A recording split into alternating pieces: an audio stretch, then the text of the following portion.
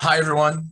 Welcome to the Zoom. I'm glad to see so many of you here. I think that this is a conversation that is only just getting started um, in the world with regards to AI and with regards to what's going on with the strike and work that we should be doing now.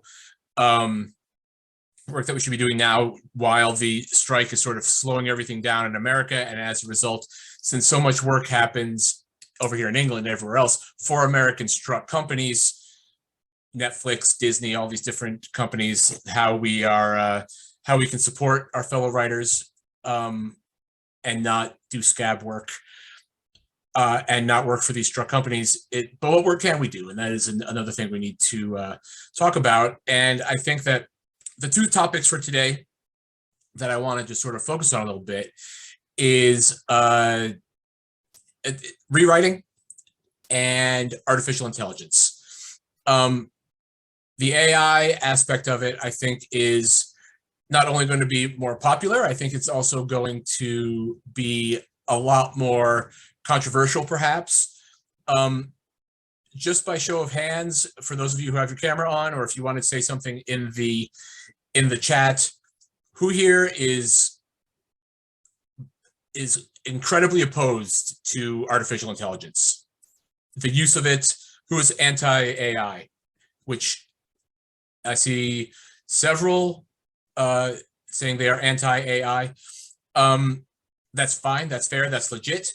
I am just for the record, full-on 100% supporter of the WGA strike and the SAG strike against the AMPTP. I do think that the WGA is wrong on AI.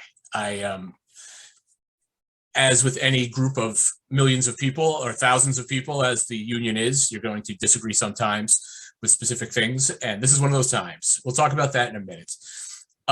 But first, I want to talk about the strike itself. And please, if anyone wants to speak, let me know. This is meant to be a conversation, an ongoing conversation as well.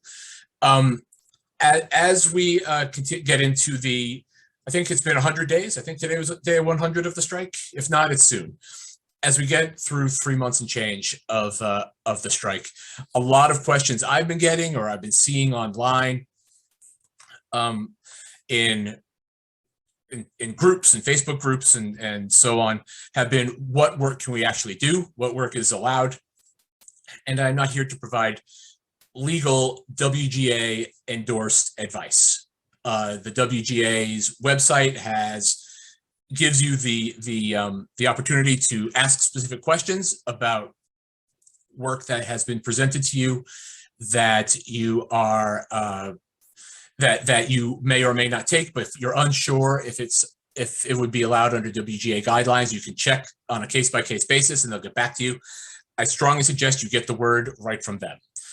And I'm not going to be able to answer any questions where you say, here's what's come to me, can I do it?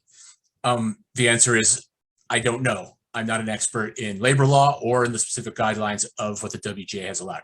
But one thing that is allowed, that I know is allowed, is that we all are permitted, according to the strike guidelines, to work on our own specs, work on our own scripts, as long as we're not working for any struck companies or doing any work that WGA writers would be doing. So if many of us here, I would venture to guess most of us here are working on projects, personal projects that you love. Not a lot of us are working for hire for your big AMPTP companies. If you are, you should stop immediately. But when you're working on a project to produce yourself or without somebody, an AMPTP company paying you or whatever, you can work on your own spec scripts all you want. Your own original idea. Nobody's waiting for it. Nobody's paying for it. So what you really want to be doing now is focusing on your own work. Now, we all know that the unfortunate truth, the unfortunate reality is that writing is rewriting. The job is rewriting. If you have written a first draft of something, you have taken, as Obi-Wan Kenobi would say, your first step into a larger world. But now the real buckle down and start working begins. I have created a process for the rewrite that works for me, and I'm doing a course in a couple of weeks that teaches that. It's a workshopping course where we're all going to be sort of going through this process together. But I would like to share my screen to show that I'm not just making this stuff up and talking about it. There it is. Can you all see this this tweet? It was still a tweet back when I took this down, from C. Robert Cargill, who has a great resume. He writes in a lot of stuff, and he says, "I cannot stress enough to all the pre-WGA hopefuls out there that the WGA does not play around when it comes to scabbing. This is not an opportunity to break in. It's your chance to get yourself counted out for good and for all. Polish your scripts and be ready for the end of the strike." If you think that the strike means you get some time off, then you are missing out on a tremendous opportunity. When the strike ends, there's going to be a ton of scripts flooding the market. And they're going to be flooding the market from people who have a lot more experience, have a lot more contacts than we have. So when the strike ends, for you to say, okay, I'm going to take my script out, if your script's not ready, you are setting yourself up for an impossible task. This is true even if you're producing stuff yourself. I see some of you in here who I know write and produce and direct your own work. And I think that's awesome, and I think that's great. But we all need to be making sure that we are rewriting our scripts enthusiastically and aggressively. So I want everyone to please try to come to the course. Who's doing actual rewrites as we speak? Who's in the midst of rewriting, or as opposed to first draft? I see several. I see Tom is raising his hand remotely. That is fantastic. How's it going? Are we having good luck? Who actually hates rewriting? I'm one of those. I mean, I'm not really. I love to rewrite. But I think a lot of us really enjoy that thrill of conception, of starting the writing process, of being creative, of maybe you're a pantser as opposed to an outliner or a planner. So that's great. But no script that anyone has ever written in the first draft has ever been ready to go to market, ever. If some of us are trying to rewrite and having difficulty with it because you sit down to rewrite and you get distracted by social media, or you go out of your way to not rewrite if it just doesn't happen, if you feel blocked. Some of us know my opinion on the reality of writer's block. Then I can help. And here's what it comes down to, that I'm going to give you this amount of the rewriting process for free, and it's this. When you are reading your screenplay, when you're reading your first draft of your screenplay, first of all, having written a screenplay, I presume you have a log line of what your screenplay is about. Perhaps even a halfway decent log line. Great. But what I want you to do before you actually start changing anything in your script is write more and more log lines. I want you to write a story log line, which is the one you already have. I want you to write a theme log line. I want you to write a log line for each of the characters, what happens at the beginning, middle, and end for the characters. I want you to write a log line for Act 1, and a log line for Act 2, a log line for Act 3. There are 10 different log lines that I'm going to want you to write. And we're going to go through how to write them and so on when I do the course. But this way, when you do your reads, when you do your when you do your rewrite, when you go through, I don't want you to just think of the screenplay as a large, overwhelming one big project. I want you to do focused rewrites. I'm doing a rewrite for Charlie, my protagonist, and only focus on Charlie's scenes, dialogue, theme, and development through that rewrite. Then I'm going to do one for Carol. Boom, boom, boom, boom, boom. I'm going to do one for theme, make sure everything's serving my theme.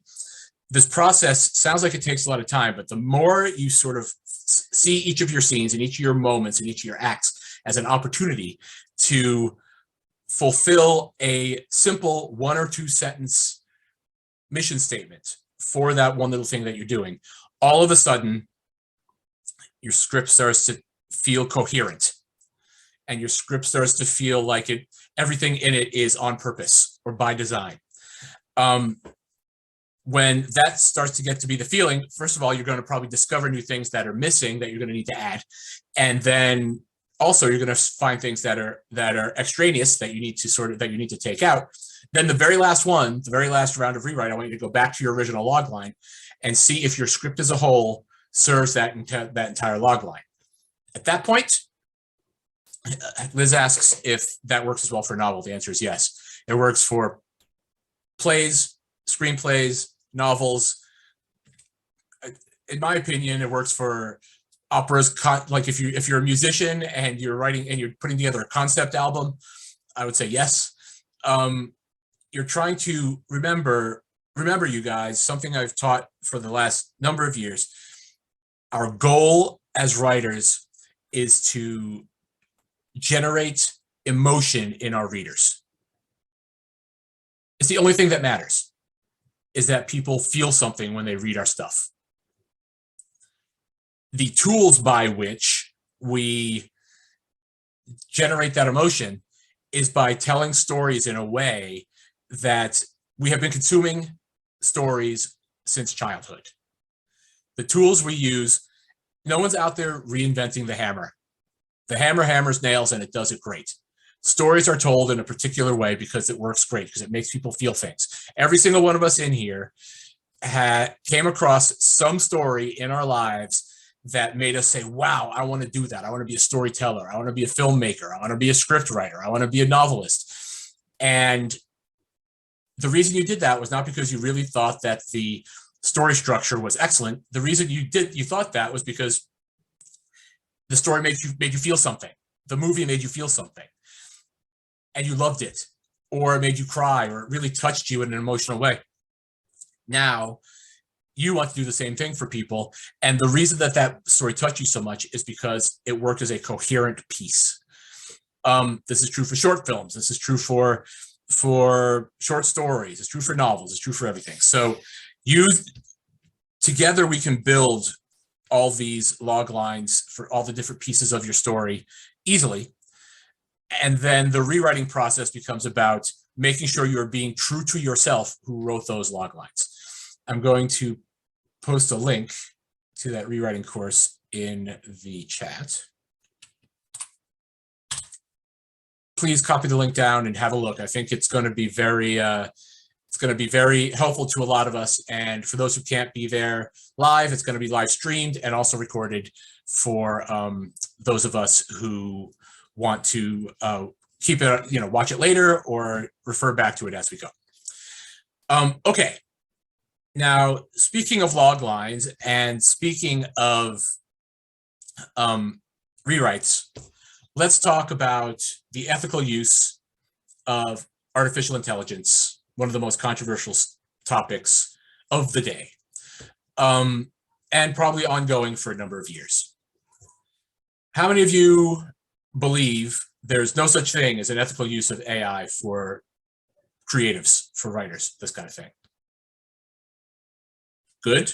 I'm glad to see those of us who are opposed to it are still open to the notion that it can be done ethically.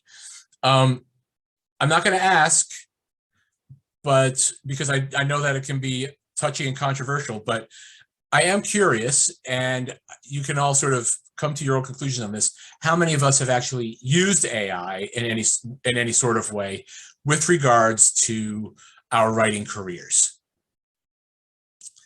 Don is saying yes, Karen has. Colin, if any of you are comfortable unmuting and telling me what you used it for, I would love that. Anybody? Don, go ahead. I will. Okay, Karen first and then Don. I use it. I'm a content writer during the day, so I write for like marketing purposes, and I use it a lot for rewriting my work there. So I use it for research. And I also use it for rewriting my work, suggesting alternative words and things like that. So it's almost like having a good second reader. So it's not a case of like it doing research that you can't then double check. It just does a lot of the legwork for you, and I think that's quite ethical because it's not suggesting anything for you that you couldn't do yourself. It's just taking the legwork out of that process for you. Yeah, that's a great use of it, Karen. Using it as sort of a backup, an assistant, a second reader, is one fantastic way to use it in a way that I believe is ethical. Yeah. Which which is with a lot of the discussion about AI that's going around out there about how it's going to steal screenwriters' jobs and everything, and maybe replace us one day, I think leaves out sort of that middle ground. Where's Don? I can't see you on my screen, but you had something to say too? Yeah, can you hear me? Yep, great. So I've used it in quite a few different ways. I wrote my first novel recently and self-published it, and I didn't use it to write the novel. Okay, yeah. But what I did use it for was a lot of the sort of peripheral stuff. First of all, I tried using ChatGPT as a form of proofreading, and it was a bit crap. So I ended up going back to Ulysses, but I believe the editor in Ulysses uses AI now, possibly. Mm-hmm. It's very, very good. So the way I ended up using AI for real was, first of all, I got it to write my blurb for my book, which was way better than anything I'd come up with. I did help it by putting in quite a lot of blurb already and telling it what it was about. I kept going back to it and refining it, but it was infinitely better than anything I was ever going to come up with, because it was like it had just went through every blurb of every book on the planet and looked at what worked, and it was just obviously better than what I was coming up with, because my brain just didn't work like that as a marketing tool to write a blurb. I just couldn't do it. The other one was, Don, can I interrupt you for a second? Typically, how long would you say it takes you to write a blurb yourself? Well, I've never really written many. That's the problem. So it didn't take me long to write a blurb, but it was painful and it was crap. So it was like I knew it was crap, and it was like I was looking at it and just going, God, that is not selling this book. That doesn't sound good. And I was too emotionally attached, I think, to the material. And I'm thinking about all these different things. And then when I put it in ChatGPT and said, this is what the book's about, this is blah, blah, blah, it came back with like quite a cold-hearted sell, and it just looked much, much more obvious as the sort of thing that I would read as a professional written blurb. It looked way closer to the stuff, because I assume that that's what it's done. It's looked at a ton of that stuff and amalgamated it all, and then taken my specific factors. And I did put it through like about 5 or 6 rounds and keep going back into it. So the other couple, I'll be quick, but the other couple of things was I used it to do all my keywords for that. I don't know if that actually works, but it was certainly helping me when I was going online and trying to find the best ways to do that. I could have looked at 50 YouTube videos which weren't giving me the answers I wanted, or and ChatGPT just seemed to know what the hell I needed to put down as keywords for that particular genre, which was sci-fi. It came up with great keywords, which I used in the market and in the advertising. And in the advertising, my advertising campaign is actually pretty successful in terms of, it costs money, obviously, and I'm not making money back or anything, but in terms of what I've seen from other self-published offers, my advertising is actually doing quite well. And lastly, I got it to help me do my front cover. I can draw a little bit. I use Procreate and everything, but I basically started feeding in images into, this was about 7-8 months ago or something. And it was right in the infancy, and I was using Midjourney and stuff, but I was using several platforms, and then going in and basically just feeding in things like shanty towns and photographs and all this kind of stuff, and getting variations back which I then used myself and stitched together in Photoshop and everything. But I ended up coming up with something that I'm really, really happy with, and I've had huge amounts of compliments on the cover. And it's one of the things that people say, like reviewers and everything. Oh, by the way, the cover's incredible and everything, which I would never have been able to do on my own. I could have paid an artist for sure. I didn't have money to pay an artist, but I could have paid an artist, and I don't think it would have been better. I think it would have been less good. That's my great writing vocabulary. It would have been less good than if I'd done it this way, because the way I was doing it with AI was putting in exactly what I was visualizing, and I got a very focused result back, which was incredibly close to what I wanted in the originally. Yeah, And I'm very happy. those are. I mean, Fuad, you have your hand up. Is that from before, or would you like to add? Yeah, happy to jump in. Can you hear me? Yep. Okay, great. So yeah, I'm working on a film which is based on true events, and I've been commissioned by a production company to interview some of the people involved in a way that unfolds the events from their perspective. And then the production company has given me guidelines as they will then feed these interviews into the AI software to create an outline, treatment, and script for the project, which they then want me to refine. So interviews is stage one, with very, very specific instructions on you must get the events in a chronological way, ask certain questions, and ask questions that I would myself ask the protagonist of the script in terms of A and B plot. Then they'll feed that into AI. It churns out some of the stories. I have to review that and give notes. And then finally, in the notes, give prompts or questions that would be essential to making it more of a movie. Yeah. Excellent. Thank you. Thank you, Fuad. From the three that we've spoken to so far, there are some similarities, which I think we can all benefit from understanding how this new tool that is becoming available to all of us more and more can help us. One of them is we tend to think of writing as the creation of our manuscripts or our screenplays or whatever, which is one thing. We're going to set that aside for the moment and think about something Don said, something that Fuad said, something that some people in the chat are saying. Think about these other pieces of that are necessary to become a successful writer these days. Logline, pitch deck, a one-pager. Who here has written a 100-page script and then they say, can we have it in one page? And you just want to rip your hair out. It's like, well, how could I tell you in one page? It took me 100 to tell you the first time, right? All these things are necessary these days. They just are. It is expected of you as a writer to have these things available, but who has the time? In addition to writing our screenplays and our manuscripts, we're also have day jobs, we have families, we have bills to pay, we have to go to the doctor, the dentist. It is virtually impossible to do everything it takes to get your story either from screenplay to screen or from manuscript to the world, to market on your own in any sort of timely fashion. Now we have something to help us do those things. Everyone we just spoke to used the same word. It helped me to do this thing I had to do anyway. It helped me to do this part of my job, of my chosen career, what I want to do with my life. It helps me to successfully do it in a way that I couldn't do it before, so that I can focus on the part of it that I enjoy doing, which is the writing part. It's also happening in the chat. I watched some of the chat stuff fly by. I'm not going to scroll back, but there's somebody in there who mentioned they're dyslexic and they don't have the ability to do spelling and grammar on their own and punctuation on their own.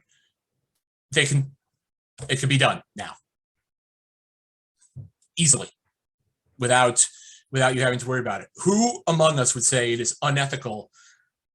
Who among us would say it is more ethical to deny somebody with that kind of problem a free or cheap and easy way to overcome this problem and carry on with their writing? Something that could have stopped them from entering the career at all, now is something that they can overcome easily just because of AI. But, you know, on the other side of the controversy, there's no good use for it. I disagree with that. Someone else was mentioning that they can sort of use it to help brainstorm, bounce ideas off of. It helps with writer's block. It helps with mental health issues, say depression or brain fog coming from long COVID. When you have somebody or something that you can sort of bounce ideas off of or get suggestions, you can come up with cool character names. You can come up with funny names for funny titles for your screenplay. I know, because I've worked with some of you who are here today on some of your scripts, that we have a hard time finding good titles, or we have a hard time being confident in our title to the point where I get scripts that have the title and then underneath it says working title, as if every title isn't just a working title anyway. You could say, here's what the story's about. Give me 10 good titles for it. Now take suggestion number 5 and make it, and give me 10 suggestions based on that are funnier, and you can get them in no time at all. The thing that I have found is speed is the greatest advantage you can get from this technology, and speed is everything. And I'm not only talking about speed in rewriting, and I'm not only talking about speed in structure, and I'm not only talking about speed in anything. I am talking about speed in getting your stories to market, getting people interested in working with you, making those connections and whatnot. I had to have this call on a Monday at 4 o'clock, when all the advice says, if you're going to do a call like this, do it on a Tuesday so people get used to their week or whatever. They have a 3-day weekend, they can't be there. I had to do it today because for the rest of the week and into next week, I have meetings set up with producers, with directors, with people who might want to work with me on a project. And this is the project. Where is it? There it is. I'm gonna share my screen again. This headline hits my news feed. This headline hit my news feed July 22nd, so 2 weeks ago, roughly. Judeo-Christian roots will ensure U.S. military AI is used ethically, General says. Does that sound like a movie to anybody else but me? Right? So I reached out to a few of my contacts who I already knew. Remember, it's all who you know, people who want to work with me anyway. And I said, look at this headline. So what I propose is a story that AI runs the world using all the Old Testament stuff, all the killing people and all the floods and all the murders, okay, and all the really cool parts of the Bible, the Judeo-Christian roots, right? So that's what I want to write. And to a person who I pitched it to, every single one of them said, send me a one-pager. So I did some bullet points of what they should be. I put them into something, and I put them into ChatGPT, but there are several tools that are available now, and got my general beats into a one-pager in an hour. Who has ever successfully written a one-pager in 1 hour? I'll give you time to find the hand button on your. No? Nobody? That's right, you haven't. Fuad apparently has. One-pagers take a lot of time to get them right. I was pitching it at 10. I was sending out requested one-pagers by lunch to people who wanted it. And now I have meetings the rest of this week and into next week about it. Happened that fast. A week before the inauguration, a million years ago, whenever that was. A week before the inauguration, I was at lunch with somebody and I said, I'm just getting into this AI thing or whatever, and I can turn something around really fast. How about this? And I came up with a pitch on the spot. How about a heist that takes place at the inauguration, and we can shoot at the inauguration or at the coronation, and we can shoot at the coronation. And they're like, really? You can get it that fast? I said, yep, we can get it that fast. I was really talking out my ass. I wasn't sure if we could get it that fast. And we went to finance people. They said, sounds awesome. Then eventually they got cold feet and said, we don't want to shoot at the coronation. It's not as good. But what we want to do instead is do a heist at the next presidential inauguration and release the movie on the inauguration day. So I have a project now, which I have been hired to write based on a pitch that I came up with on the spot because I could turn it around that quickly. For no other reason that I could turn it around that quickly. Speed is the thing that is most important to a lot of our producers and getting out there, and getting our stuff out there. Give me a second here. The speed is important. The ability to turn something around quickly is super important, and striking while the iron is hot is super duper important. That Washington Post headline hit my newsfeed. Within hours, I had meetings set up. Can any of us do that on our own without the help of something else?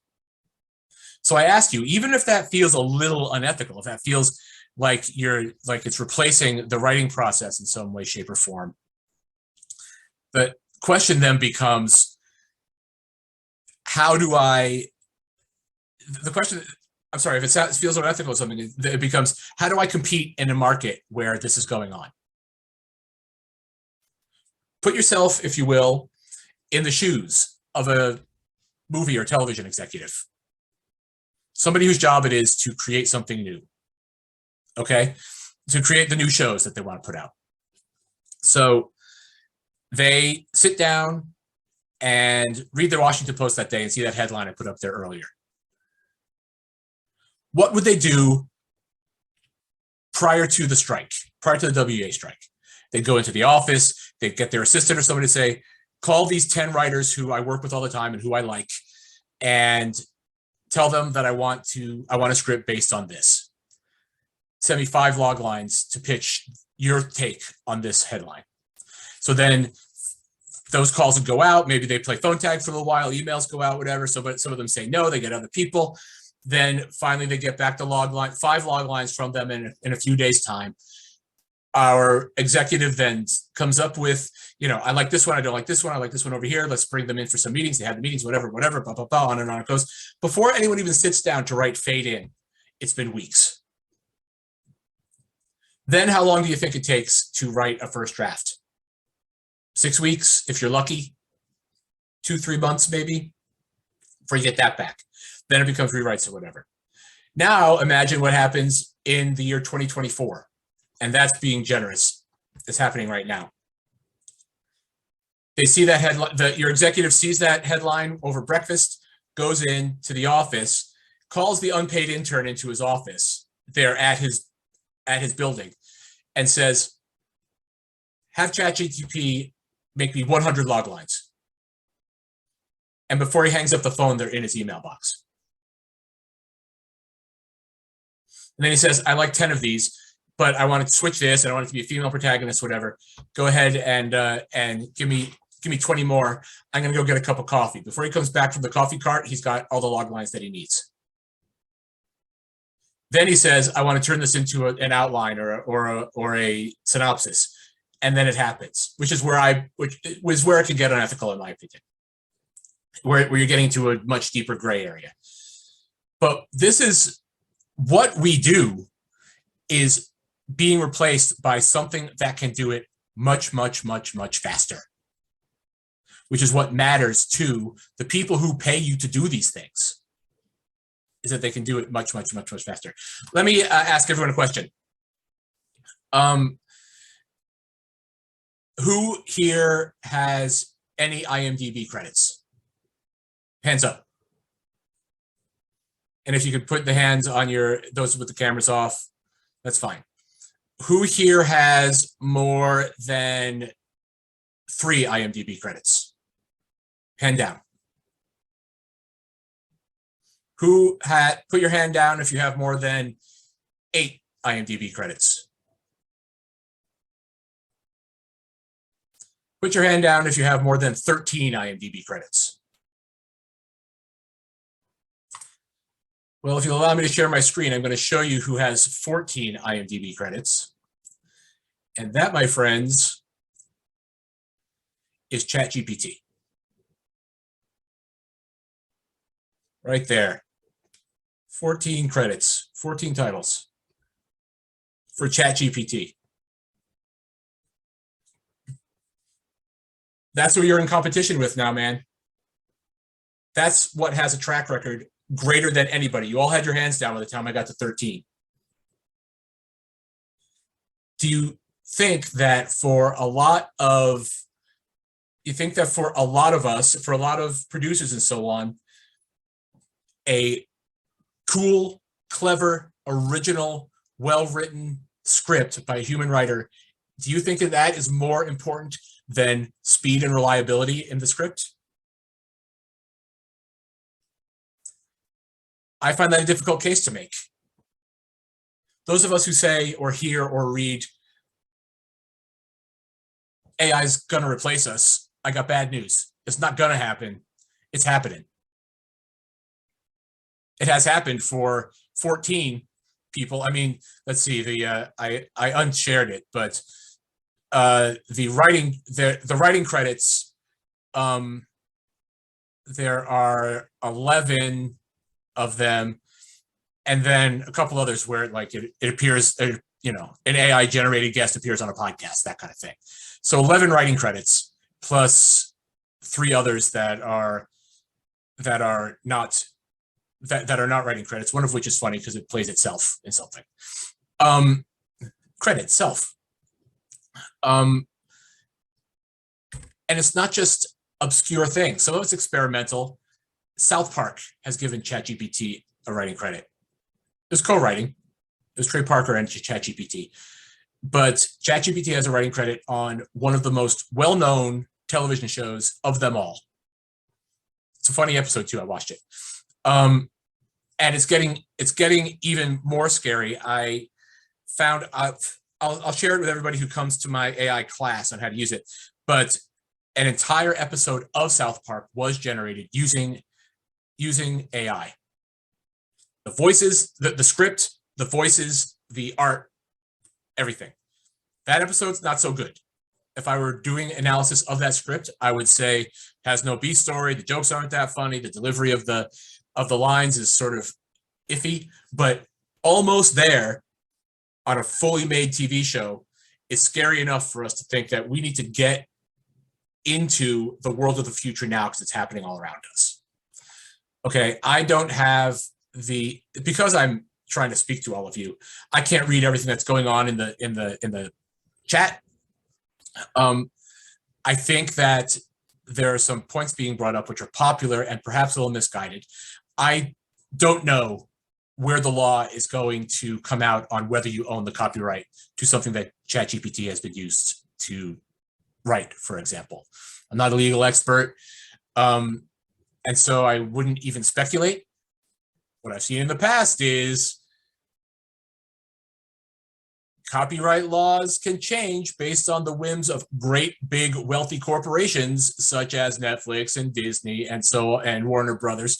So even if you own the copyright now, who's to say what's going to happen in a year or two's time? Secondly, I would say anything I've read that has been created using AI, as far as writing the script or whatever, isn't that great yet. So to get back to what I was talking about 20 minutes ago, we need to learn how to rewrite, because ChatGPT and other AI tools are going to beat us to market with first drafts, but they're not that good. If you want hired work that you get paid for in the rest of 2023 and into 2024 and going forward, it's going to be rewriting existing scripts. Those of us who said it's really hard to rewrite, I don't like to rewrite, you find it hard to rewrite your own work. Imagine rewriting somebody else's work. But that's where the market's going to be. You want to learn how to rewrite because the writing is going to take less than a day, and we can't beat that, right? So I see, let's see here. Zen says something about how do we prevent AI from stealing our words? I don't know that we can. But you know what? Look, this is my feeling on the matter, and I'm happy to have anyone unmute and tell me that I'm wrong about this. So please do. But what AI does is takes all the different writing in the world and that's ever happened, theoretically, of course, takes a lot of different writing, sort of merges it all together and sort of uses it as a way to sort of come up with its own writing. And my argument is that's what I do too. When I write, I write because I like Shakespeare, and I like Douglas Adams, and I like Aaron Sorkin, and I like Phoebe Waller-Bridge, and I like Langston Hughes, and everyone that I read, Chaucer, everything that I read as a child, Stephen King. Bob, Yeah. Don. Done. Just quickly, because you're talking about, I don't know a huge amount about the writer's strike, because I'm not in that. I'm not writing screenplays and all that, and for those types of stuff. But isn't the whole heart of the writer's strike that they are trying to stop this from happening? And then you're saying that like a huge amount of the work in future is going to be rewriting essentially AI scripts. But I thought the writer's strike at its heart is partly to make sure that this doesn't happen. Well, among the issues that the strike is focusing on is this. I just think they're wrong on it. And my opinion is there's not a whole lot they can do about it.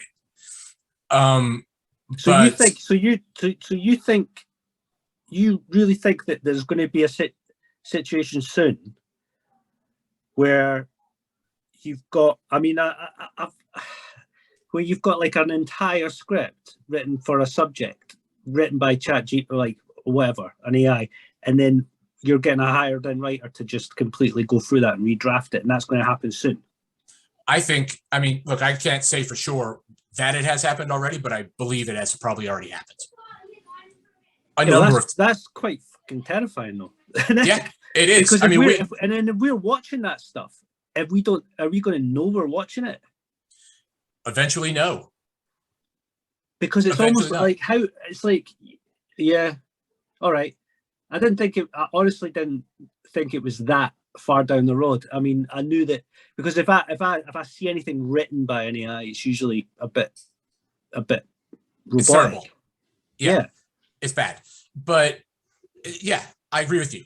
But that's what look, the way that I sort of imagine it, and again, one man's opinion. I know a little bit about this though, is that AI writing stuff is good at what happens, where it happens, when it happens, how it happens, who is the thing that puts butts in seats. We love characters, we love actors, we want to see something happening to relatable characters, and AI doesn't get that right. Doesn't get that right yet. It needs, all scripts that I've ever read written by AI are missing a human element. They feel very made by machine, appropriately enough, I suppose. I think that that's not always going to be the case. I think we'd be crazy to think that we've come this far this fast and then think all progress in this is going to stop. I don't think that's realistic. I think that what James just mentioned, James, are you comfortable with me sharing that? Because you direct messaged me with it. I can't hear you. Just give me a thumbs up or a thumbs down. Yeah, you can go for it. Okay. Yeah, I meant to do it publicly. Okay, good. I just didn't want to jump the gun.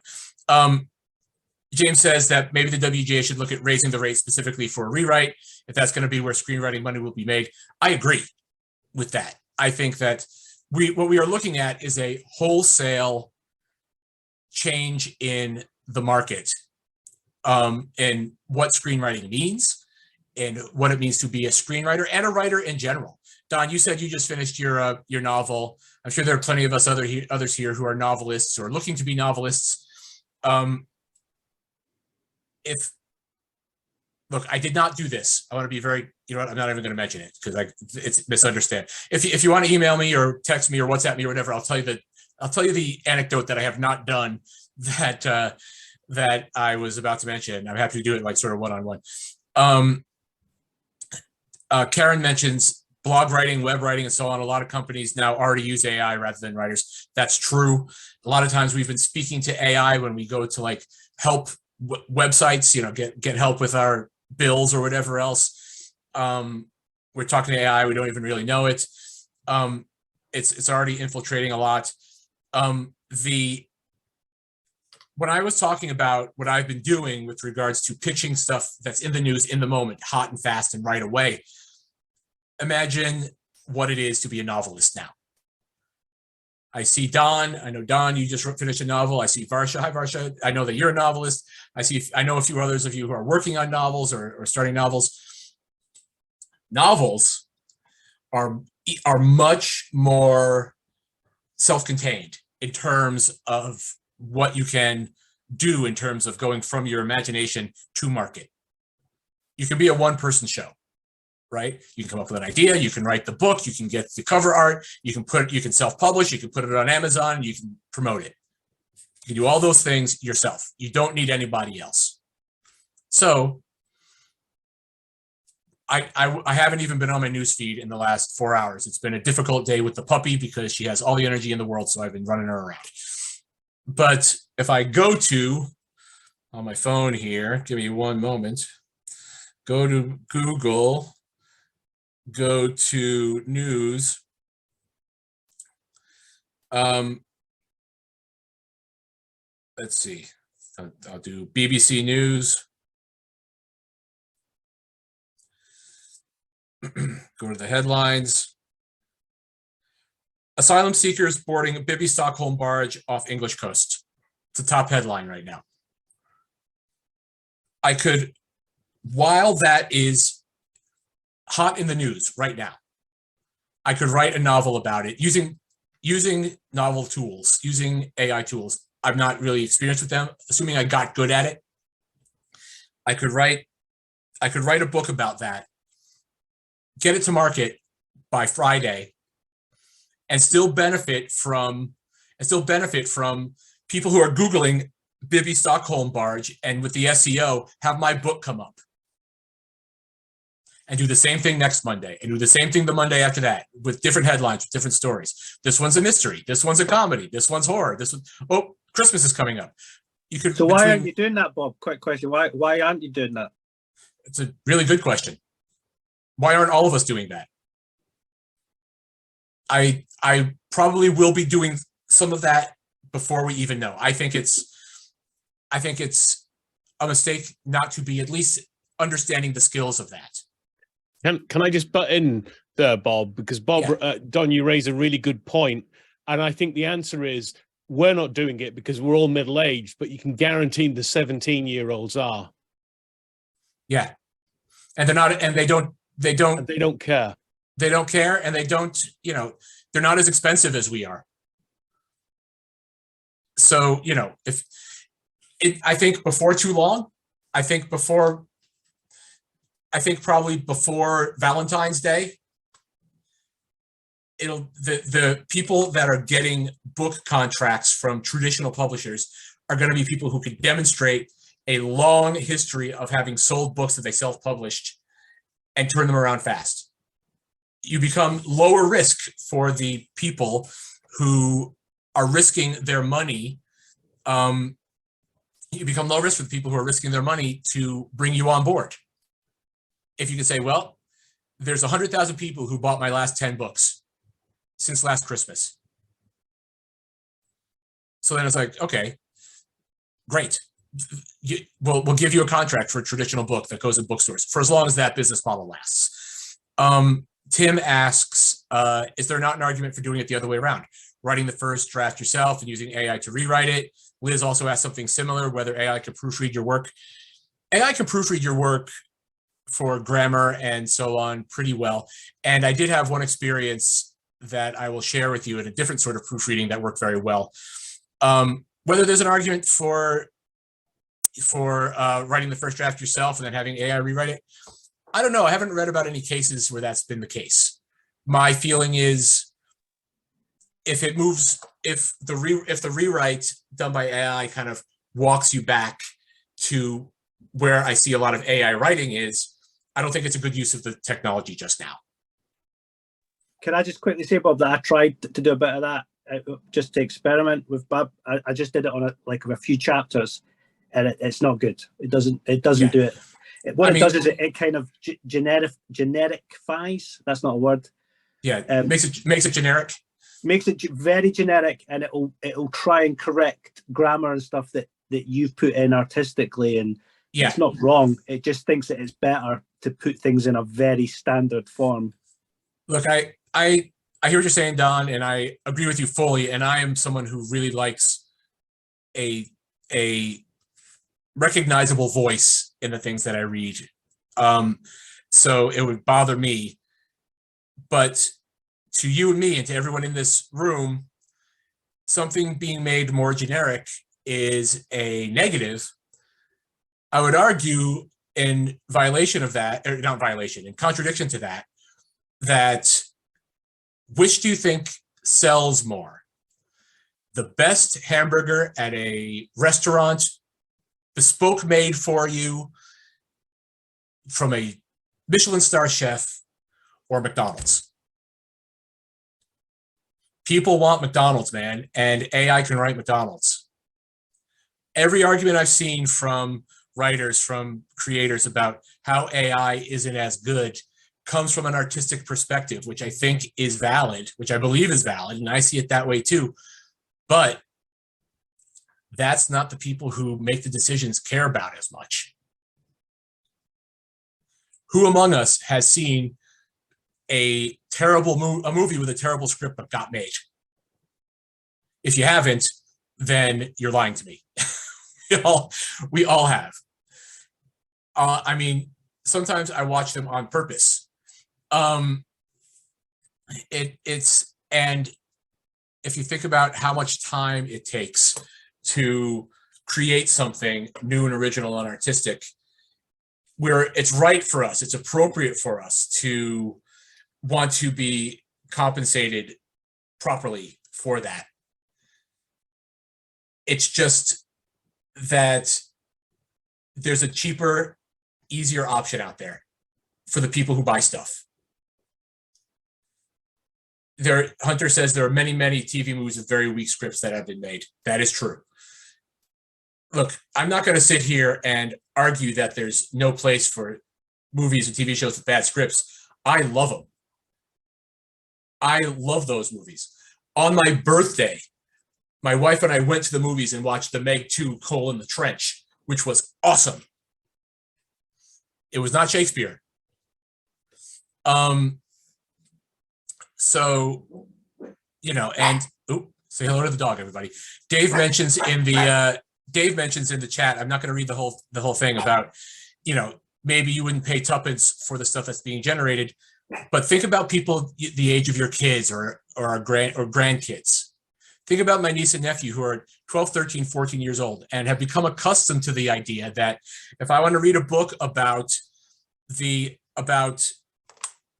writer's strike, I can buy one right now. A murder that happens on one of the lines picketing Warner Brothers. Who among us wouldn't write such a book? Who among us would have it done before it's too late? And if not a book, how about an episode of Murder, She Wrote? Or an episode of Columbo, once it becomes legal I wouldn't participate necessarily in something where they use dead people to act it out or whatever. I mean, I know that that's very weird, but if you wrote an animated film where a murder took place during a picket line at Warner Brothers or at Netflix or something, and did the character design, did the voices, did the script, did it all yourself using AI, you could have it out by Christmas. And I'm saying that knowing that none of us have any experience doing it, so you'd have to have a learning curve on that too. Can I chip it? Can I say something? Yes, Chris, hi. Yeah, look, for me anyway, listening to everything, and it seems like the issue here is that there is no role for us, and it seems like there is, and very shortly there is going to be no role for the writer. The idea that, this is something good and we can then be hired to rewrite, not great AI scripts. It's a bit like, AI will be able to do the rewrites in like 6 months from now type of thing. So for me anyway, it seems like this process is filtering the human out of the process of making stories. And I think it is a good point, like you're saying, Chris, and like we're all talking about this because we are used to how stories are being created. But, if you think of it like, generally, there'll be a 5-year-old that's at school at the moment and they won't learn the process of writing a story, of imagining how to come up with an idea. Because once it becomes automated in schools, like calculators for numbers, it's kind of like the idea of a human creating a story. I think that's what's the issue here. I don't think it's, and again, look, I'm willing to be wrong. And I think the whole thing is we don't really know how it's going, but it seems like it's filtering us out of the process rather than it's a tool that we can use. I'm not disagreeing with you that it seems to be filtering us out of the process. What I would say, how I would rephrase that, is that it's filtering the element of chance out. It's filling the unpredictability out of the process. That human element makes it unpredictable. Inevitably, when a movie goes over budget, or a script is late, or it's bad, or whatever else happens, is because there are humans involved. A producer or director makes a decision. Somebody embezzles the money. The script just is never what the person wants it to be. I mean, look. Yeah, I agree. I think it's like, I think that 100% agree. I think that's the thing. We humans are seen and will be seen by the studios as the problem. The AI will get more efficient, obviously, like mobile phones or whatever. It's a wee bit like, I was just thinking, maybe it's a bad analogy, but do you remember like when telephones first came out, there used to be an operator that would plug in, I'll put you through to such and such. It's like that's what we might be for a few years, but then there's no need for the human. Yeah, look, you're right. I mean, look, you are 100% right. I fully agree with you. I mean, it is the position of people who are looking to make money to guarantee that they're making money as much as they possibly can. That has always been true. That is why. That's why it's an existential threat to our careers. That's why we may be the last generation of. It sounds dramatic, but it is scary. And what it means is we need to always be aware of the environment we're operating in and pivot and move and switch.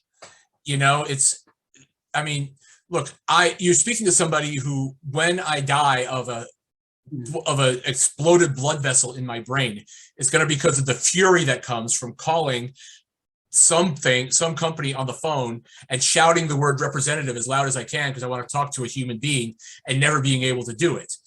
I find it very frustrating, but companies are going to that dissatisfying model for a reason.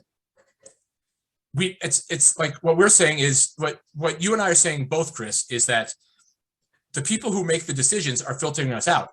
And I agree with you, they are, but they get to choose. They're the ones making the decisions.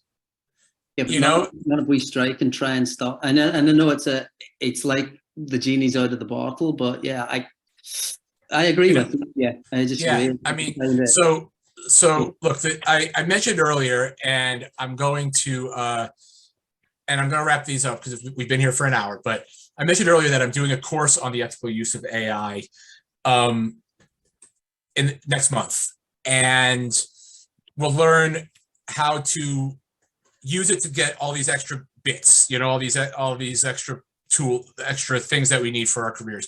We're going to talk to people who have been using AI for writing. We're going to learn how to use prompts very, very effectively to make sure that when we do use it, we use it very, very well. It's going to be very hands-on and very practical for all of us.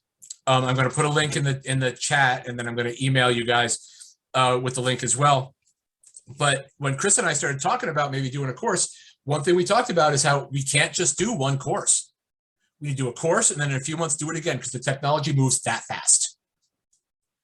The whole landscape is going to be different in early 2024 than in late 2024. So if we want to do this right, we need to continually be bringing the old information is going to be old immediately. Andrew in the chat says, adapt or die, question mark. I mean, yes, that's true, but I mean, that's always been true, hasn't it? Used to Bob? be, just give me 1 second, Chris. Used to be, if you were a musician, all you needed was to get your song on the radio. Does that guarantee success anymore? Then it needed to be, you wanted to put out an album. Then it needed to be, you had to put out a cassette tape. Then it had to be, you had to put out a CD. Now you got to get on streaming services and get 200 million listens before you even make a nickel on the thing. It is always been adapt or die. We can't help it. That's the world, man. I'm not telling any tales out of school. Sai asks if I plan to do more sessions of the AI course. I strongly suggest you sign up for this one. I'm going to put the link in right now. I strongly suggest you sign up for this one because it's going to be not only available via live stream or recorded if you can't make it to London, but also it's going to be very foundational so that if you want to come to a later one where after technology has changed, I can build off of this. So sign up for this one and either watch it live or watch it after. Neil mentions in the chat, he asks how AI generated writing will impact the agency business. Again, don't know, but if I went to an agent right now and said, I have a story about whatever the biggest news story is in the world right now, the agent would be interested. It's sellable. Agents don't only represent writers, agents don't just sit around and take your script and bring it to market or anything, and say, would you like to buy this? Agents get calls from producers who say, I'm looking for a horror movie about X. Actors, agents too. Brad Pitt's guy calls up the writer's agent and says, Brad wants to do a movie about zombies. And so then the agents are going to say, okay, I'll go out to my people and see if anyone has anything appropriate for Brad Pitt. Right? That's how they do their job. So how do you think an agent's going to change when they get a call from Brad Pitt's guy and they says, Brad wants a thing about zombies, and he can just hit the intercom and say, I need 25 log lines for zombie movies that are similar to that Brad Pitt would star in. And I would prompt something like, give me Fight Club with zombies, give me The Remains of the Day with zombies, give me The River Runs Through It with zombies, give me, and it would give me log line after log line after log line. I said, which one does Brad want to do? We can have a script for you in a week. A week, you guys. I'm not exaggerating. A week. So the agency business is going to change. How they represent you is not going to be necessarily about whether you can write quality. It's going to be about whether you can write quality and sellable and do it fast. But if we're being honest, that's what it's about now anyway, isn't it? Marsha, you had a question? Just a comment. It was I heard, and I think it might have been on the podcast that you were part of, but the idea that AI is a bit like Citymapper for people who can't do directions. That essentially it's so good. I mean, it literally takes, anyone can do it and then create this thing that you no longer need a head for directions. You can literally just Citymap it. Yeah. But if we can somehow use it to get to that level and then add on top, then that's the way to stay in the game. Is the only way I can see to stay in the game, is to be on that curve, see where it gets, and then add what we can to that. But it's a great conversation there. There used to be a service at the AAA in America, but it's the AA here, but the Automotive Association of America, a service called the Triptych, where I was like, okay, I'm driving from New York to Miami, Florida. AAA, give me a Triptych. And what it was just like a booklet of maps, right? So it's like you get on I-95 and when after you drive 25 miles or something, you flip to the next thing. So it's individual maps for like little legs of your journey. And it would tell you where there was construction and everything. It was somebody's job to create that thing. Now I can sat nav immediately. I'm going to Miami and Google will have it for me on my phone in my pocket, which can tell me via voice exactly when I need to turn and how far I need to go instantaneously. So again, we're living in a world where this happens anyway and has already eliminated jobs. Now that it's coming for us, we have two choices. We can adapt or die, as that person in the chat said. Okay, I need to go. Please come to the course. It's going to prepare you for the world as it is happening. Varsha mentioned the podcast that I was part of. Authored by AI is what it's called. And I created it with, I didn't create it, I worked on it with Stephen Follows, who some of you might know from the festival. And Stephen is actually going to come to this weekend course we're doing on AI and talk also. So we're booking a few guest speakers, and Stephen's going to be one of them, and the other ones I'm still out to a few people. So sign up, please. I'd love to see you all there. And for those of you who maybe disagree that it's possible to do anything ethically with AI or whatever, I welcome the debate. I'll be respectful and understanding, as long as you are too. I'm happy to discuss this all the live long day. Okay, I'm in a little bit of a pinch here because usually I do a Wakanda Forever, but I have a little package in my hands. Try to keep them quiet, Hogarth. So hang on, Hogarth. You got to get down. Thanks, everybody. Write with joy and confidence. Wakanda Forever. Love you all. Hope to see you very soon. Bye-bye. Goodbye.